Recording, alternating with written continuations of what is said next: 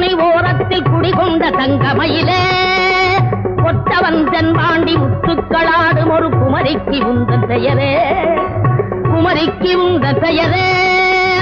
ஆதவன் உதயமும் அஸ்தமன சமயமும் அமைகின்ற கடலினருகே அழகான தமிழ் உலகம் வழிகாண வந்ததொரு அன்பான குமரி மலரே. நாடாத பேர்களும்